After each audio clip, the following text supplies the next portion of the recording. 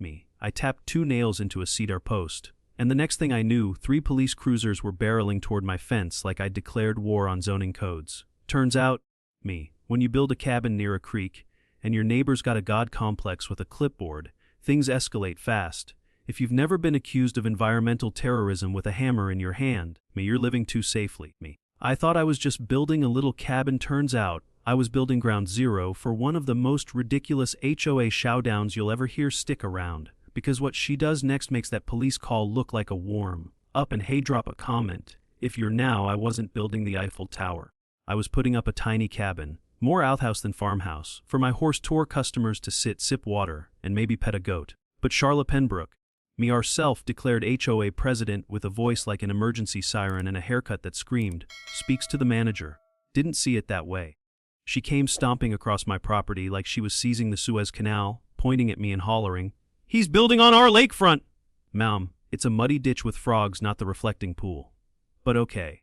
By the time the cops rolled in, sirens, dust, the whole shebang, I was standing there with a tape measure and a confused mule named Stanley. One officer asked, "Sir, me, what are you building here?" And I handed him my deed like a polite war criminal.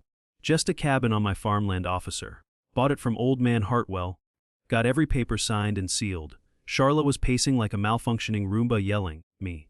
This structure violates our community guidelines." I thought she might self-combust from the injustice of my shed's existence. The cop reviewed my documents, nodded, and said, to me, "You're good." Charla's eye twitched like she just saw a crooked mailbox. "This isn't over," she hissed, then stormed off, heels clicking like a ticking bomb wrapped in yoga pants. As they drove away, I stood there wondering how I went from trail guide to local fugitive in the span of a Saturday morning. I had no HOA membership, no lake violation, just the unfortunate luck of having a neighbor who thought her clipboard outranked county law. Lesson of the day. If a woman starts quoting HOA rules louder than the Constitution, grab a camera, Because the only thing more dangerous than a loose nail is a neighbor who thinks a pine-scented breeze needs her approval. And if you think that was dramatic, wait till you hear what she does after discovering I also owned the creek. I knew things had officially gone sideways when little Jimmy Harwood asked, dead serious, if my cabin leaked poison into the water. "My mom says it's turning the frogs radioactive," he whispered, like I was Dr. Doom with a hammer. And there she was, standing 30 feet away, arms crossed and nodding with the conviction of a woman who just read one scientific article, titled, "Cabins and Cancer." Coincidence. On a Facebook group called Creek Watchers United.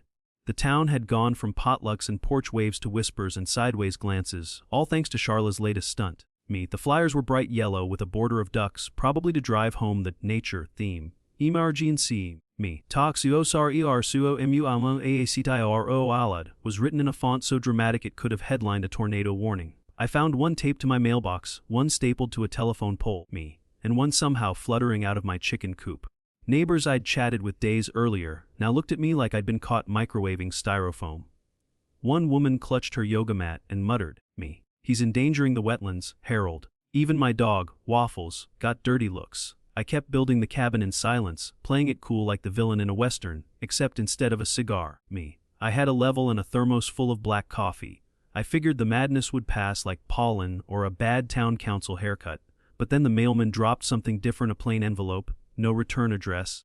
Just my name scribbled like it was written in a rush. Inside was a faded black and white photo of the creek from the 1960s, and a handwritten note that simply said, "Check the creek deed. Metal box behind the barn.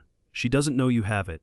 That stopped me cold. The barn in question belonged to old man Hartwell, the same one who'd sold me the property, If there was a deed hidden behind it, one she didn't know about, it might explain why she was barking so loud about land she didn't own.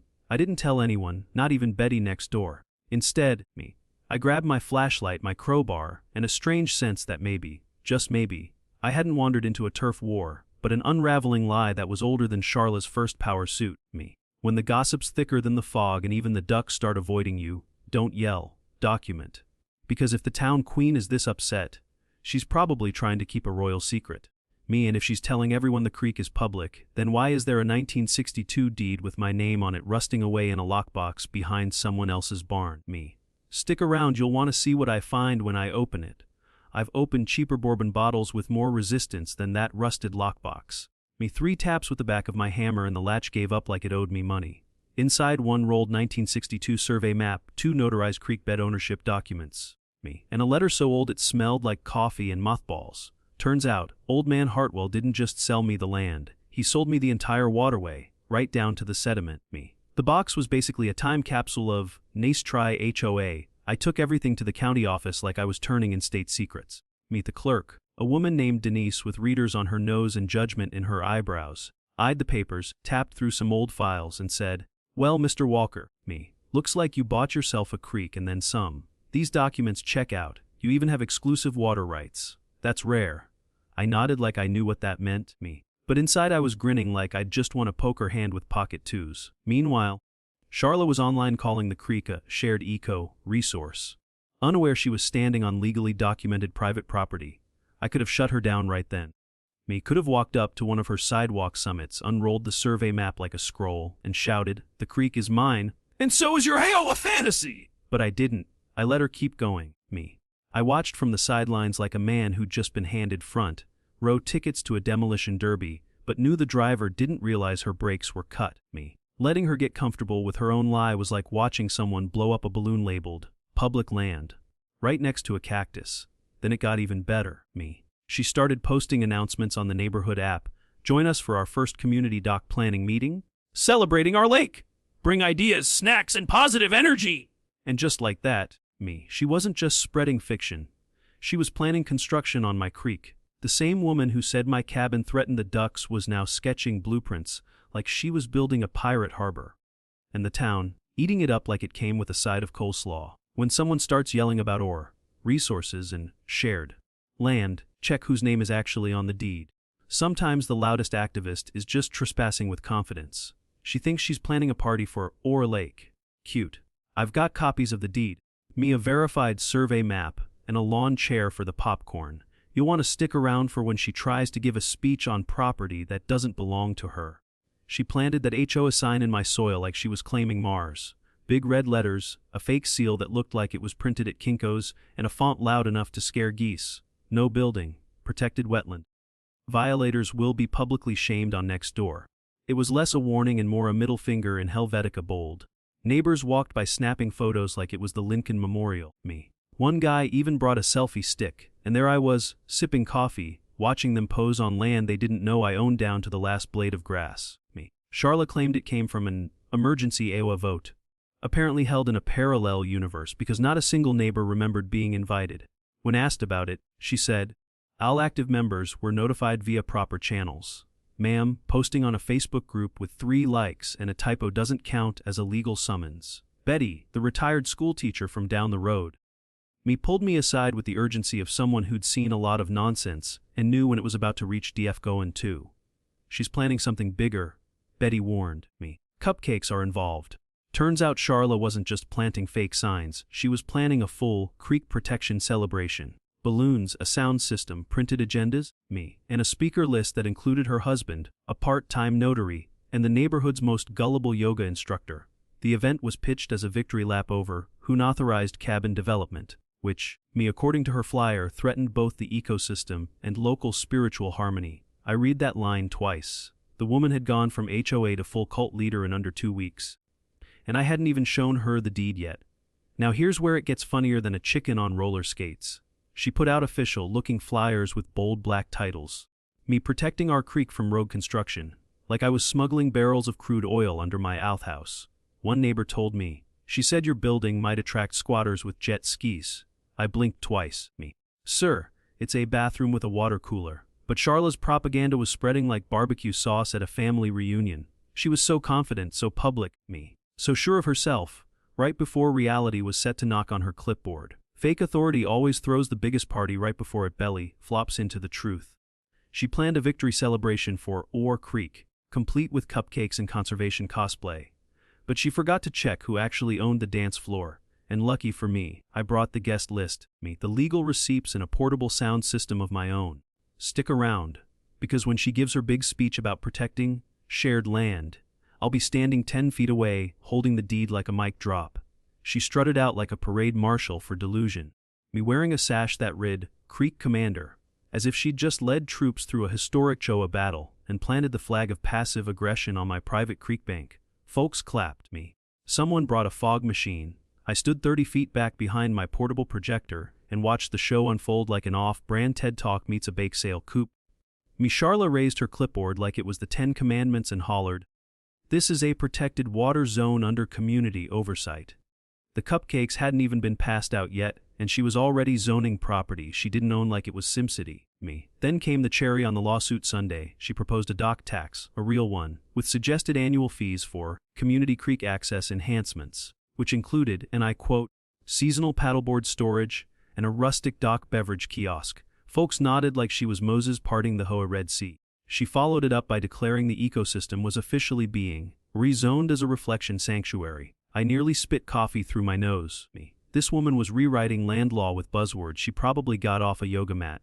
My neighbor Jim leaned over and whispered, "Did she just declare war on the tadpoles?" Meanwhile, I had more hidden mics than a courtroom drama. Tripods behind the lemonade stand, a recorder in the cooler marked vegan options, and a tiny mic clipped under the community bulletin board that still had a flyer for lost binoculars.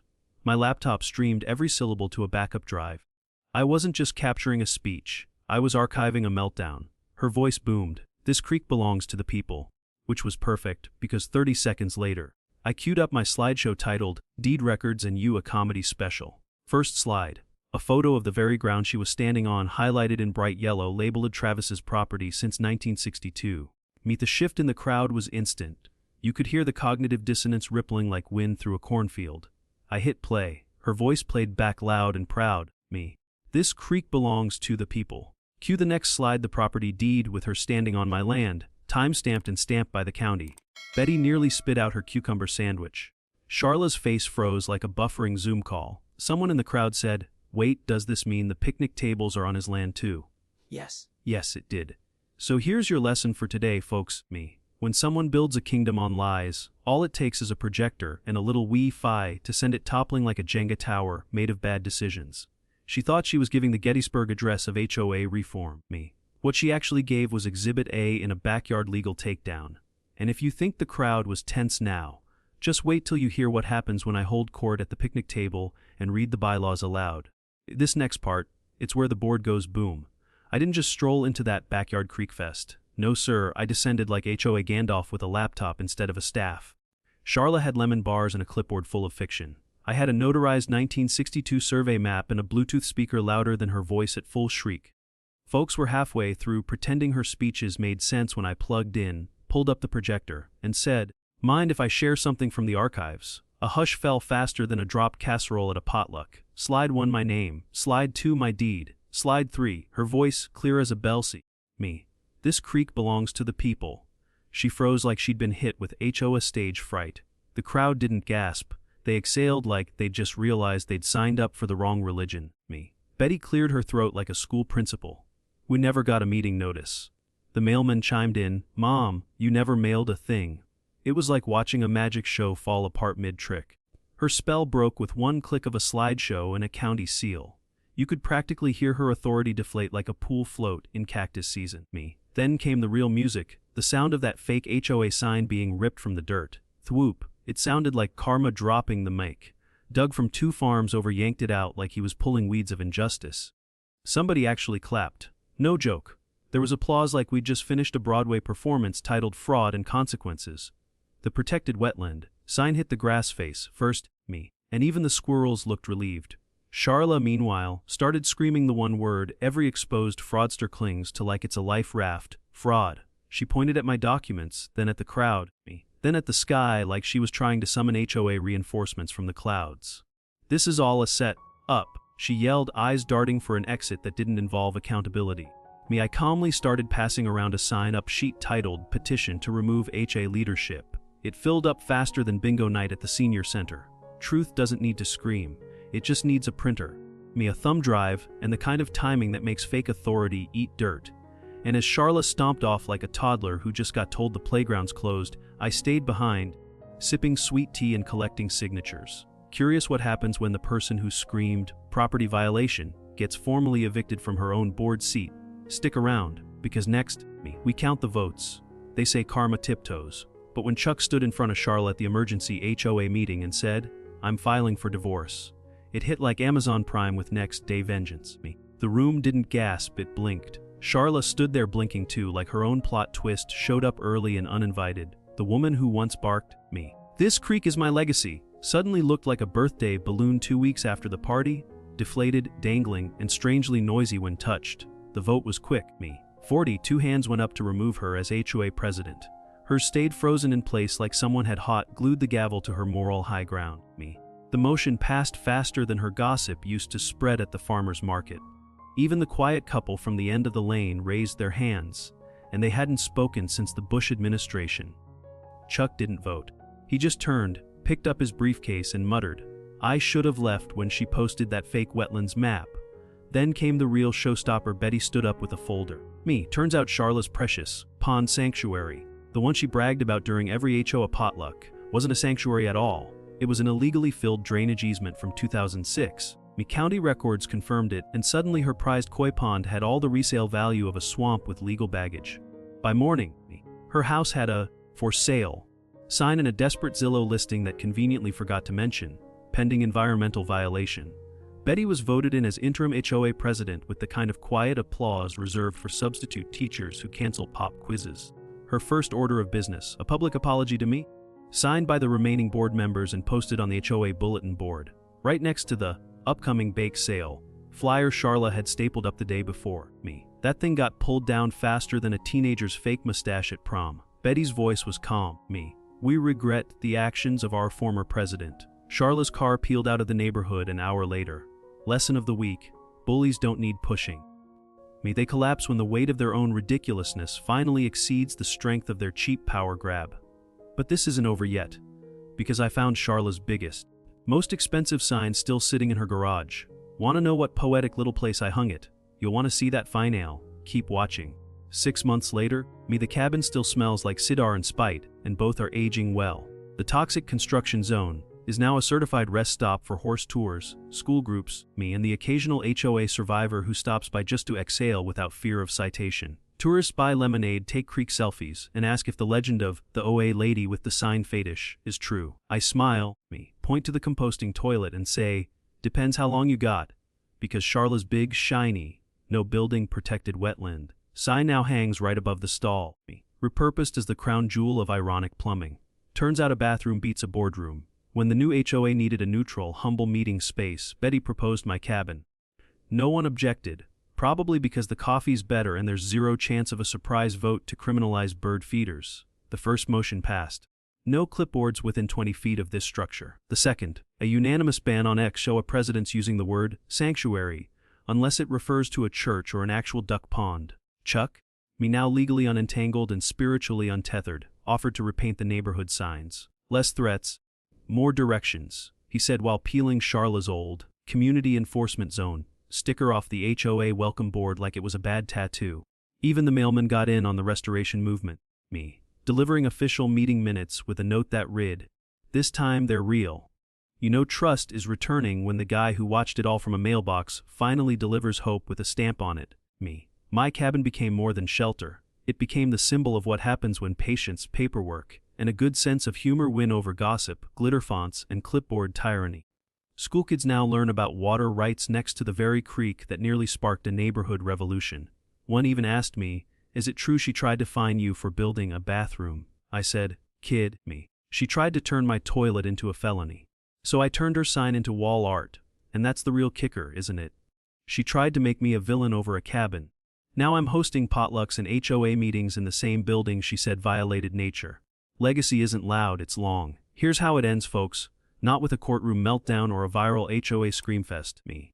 But with a man, a cabin, and a community that finally remembered what neighbors are supposed to be. I didn't win by shouting louder. I didn't win by suing harder. I won by standing still, showing receipts, me, and letting the truth echo louder than any HOA megaphone ever could. This story wasn't just about creek rights or clipboards. It was about what happens when power gets too proud, me, and one person decides to fight back with patience, paperwork, and just the right amount of petty revenge. The biggest lesson: authority without honesty is just noise. Man, noise fades fast when it hits the brick wall of facts. So if this story made you laugh, made you think, or made you want to double check your own property lines, hit that like button, me. Drop a comment if you've ever faced your own clipboard crusader. And make sure to subscribe, me, because you never know when the next zoning tyrant will try to regulate the shape of your mailbox or the length of your grass. And when they do, we'll be here with another story, another laugh, and a friendly reminder: real power doesn't fine you, it respects you.